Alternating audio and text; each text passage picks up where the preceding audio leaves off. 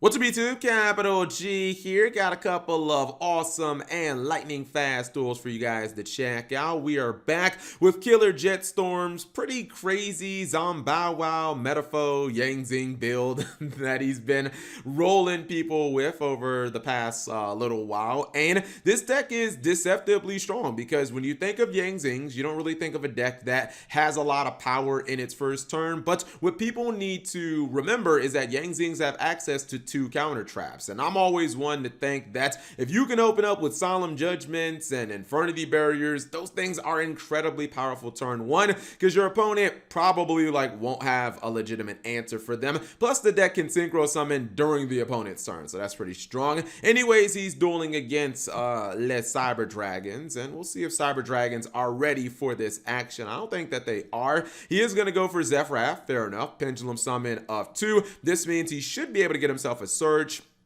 and that could be a counter trap. Yep, looks like he's going to get that 9 pillars, so that's 1 Infernity Barrier right off the break. Looks like he's going to go for Zephyr Providence and get basically a second Infernity Barrier. This is why, again, this deck is so strong, because Yang Zings give you access to Zephyr Divine Strike and 9 pillars of the Yang Zing, so that's kind of like 2 negations. Now, I believe that so he used one of his scales to pop the Zombow Wow, and then he brought out Chi Win. Chi Win dies during the end phase, and then he's bringing out Big C. So yeah, now he has not only 2 negations, but he can still synchro summon during his opponent's turn. He is going to go for Galaxy Soldier, looking for the rank 5 play, and he wants to bring back his Cyber Dragon with Nova. This is all pretty standard stuff, but he's going to activate 9 pillars. Now, the good thing about this counter trap in particular is that it does not destroy the card. It only negates it and shuffles it back into the deck. Usually if he, use like Solemn Strike, or if he even used Zephyr Divine Strike on the Cyber Dragon Nova, it would actually activate and it would float into another monster, and that would just be a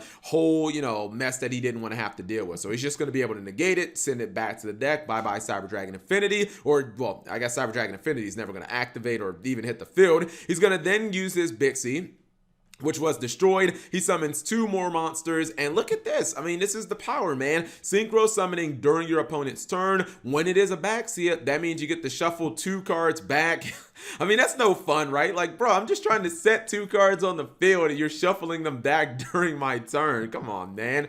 At this point, I think that this is all but a wrap. By the way, he did stack the Chi Win on top of his deck with the effect of the Oracle of Zephyr. This was smart because he can obviously normal summon this, then he can pop it, he can get a monster back from the graveyard, then he can also get another card on top of that. So Chi Win's gonna float, he gets another monster, and now he goes in for Apollousa as his first link summon. His opponent's copy of what was that, Fantastical Dragon Phantasme, that's not going to resolve. I know he was waiting for him to link summon, but his first link summon was a card that could actually negate Phantasme. Feels bad, man. And he just scoops it up at that point.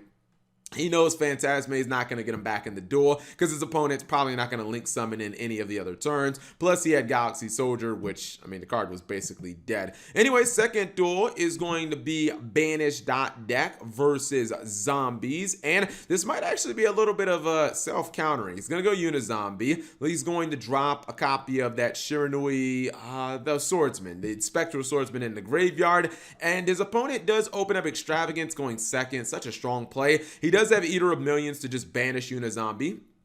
Fair enough. And as he banishes cards, keep in mind he is powering up his copy of Grand Maju if he ever gets to it. Soul Absorption is going to be used. He's wisely chained the effect of the Orochi Snake, because if he would have waited, he would have ended up giving him, I believe, 4,000 life points when the Soul Absorption would have actually resolved on field. So that was pretty smart. He's going to synchro summon from the graveyard, and he'll gain some life points. Then he'll summon the Spectral Swords back off of the Solitaire. Looks like he's going after those cards with the Swallow Slash, so he's going to pop 2, and then he's going to get more life points, and the Spectral Master or Spirit Master is going to be banished. That will give him another pop as well. He might opt to use Orochi again. Or he might just look at, using the Cosmic Cyclone, but he doesn't even get a chance to. His opponent's just going to blast him during the end phase, and he's going to summon some more monsters. Spirit Master is going to be normal summoned. I believe he might normal summon it to get another monster. He synchro summons once again from the graveyard, and now it's looking like, man, if he doesn't link summon, he might be able to close this game out this turn. Normal summon Spirit Master, get one guy back, and he's going to attack.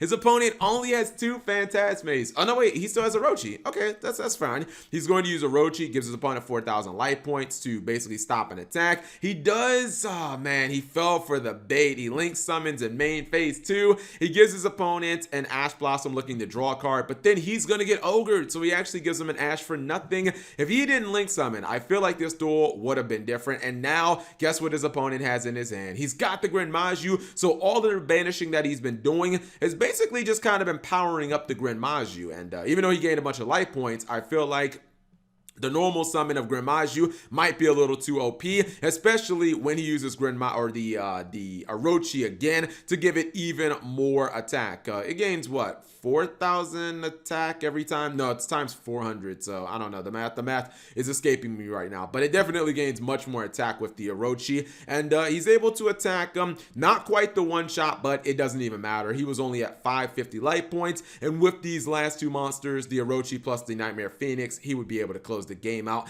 I feel like that entire duel swung the second that he link summoned into the Vampire Sucker. I know it's a card that, like, when I play zombies, I like to go into it because you can bring back Baller Drock, and then you get the draw card, and then the Baller Drock will actually be triggered off of the Vampire Sucker, and you get to banish one of your opponent's cards on field as well. But I feel like it wasn't worth it, man. Sometimes you gotta make the read that your opponent might have Fantastical Dragon Phantasme, and you gotta not freaking link summon. Anyways, hopefully you guys enjoyed the short duels. If you did, give the video a thumbs up. Thank you guys for watching. As always, subscribe if you have not already, and turn on that notification bell for daily videos.